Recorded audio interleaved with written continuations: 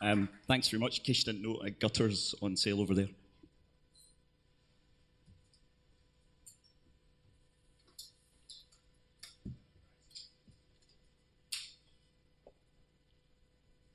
I'll start with a poem. This is an old poem. I sometimes wish I lived in a Scotland that was different from the one that we live in. This is called Sierra Nevada Dreaming. I dreamt that in North Ayrshire arose a great mountain range, a Cunningham Cordillera, above Kilbirnie, earth's crust thrust skyward in snow-frosted folds, jagged and bright, to corrugate clouds against the brassy sun. Night fell, and we began to climb. And by morning we would scale the highest peak, Mohathen of the Garnock, and tiptoe over cornices, fluting the abyss of the east face. Glaring and glinting, snow grips the heels of our new-waxed skis as we speed southwest to the ravines of the Three-Toon Alpujarras, their white walls reflecting yachts that dance in Irvine Bay.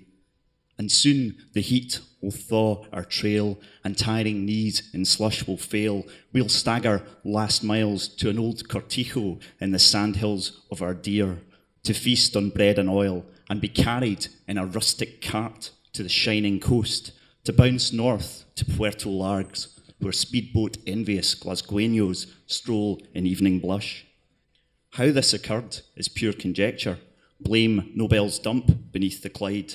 One day in the west grew a great disruption. A fracture split and drained the tide.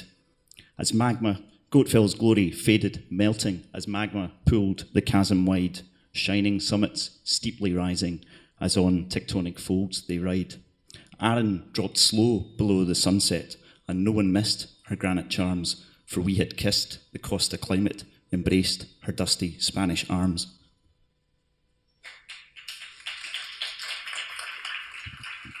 That's okay, just wait to the end.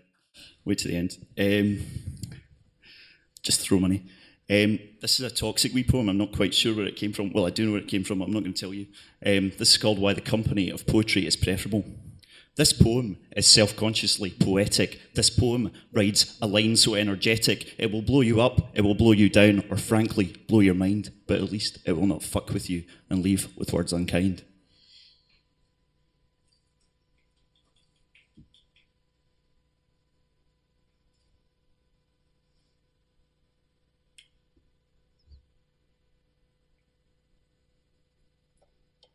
This is called Winter Under the Beltway Viaduct, Houston, Texas.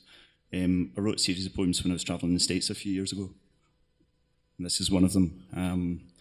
I kind of got this to mind again recently because of Obama's debacle with the healthcare debate.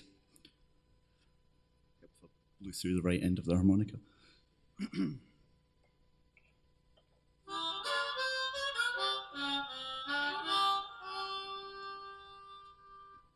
Pickup trucks pass over the invisible black man, the Negro's contribution. Their yellow-ribboned bumpers zip by high above brazier fires and huddled smokes in the cold Gulf morning. America, America, America, sun-stroked and paranoid from the dusts of Manhattan, retreated here to patrol its concrete and diesel redoubt. Lost and dissolving in bargain shop liquor, he coughs, "Son, y'all got no business here," shuffling his hat, dropping a crutch as a police car slows. Whoop, whoop.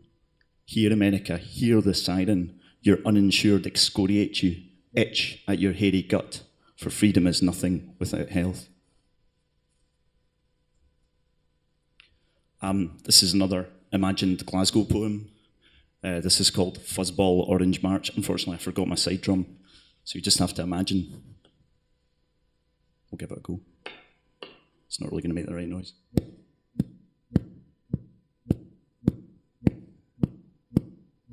A 2-2 thud interrupts the hoover.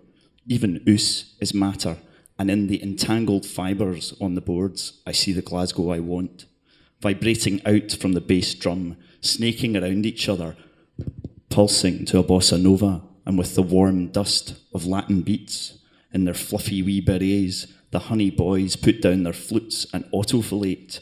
The sash wearers deep fry themselves out of existence, and to these ghouls of a shadow conflict comes a rhythmic exorcism. These are a little bit heavy, I just realised. I need fluffy stuff.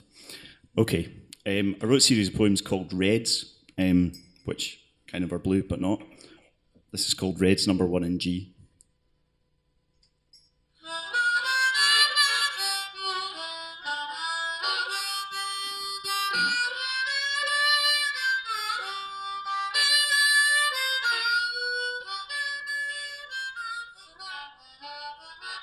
This poem is not blue.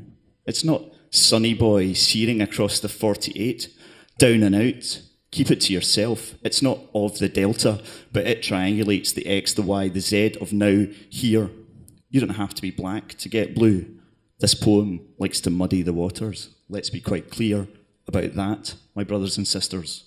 This poem is an arrow drawn ready. Its target, the flesh of my anger.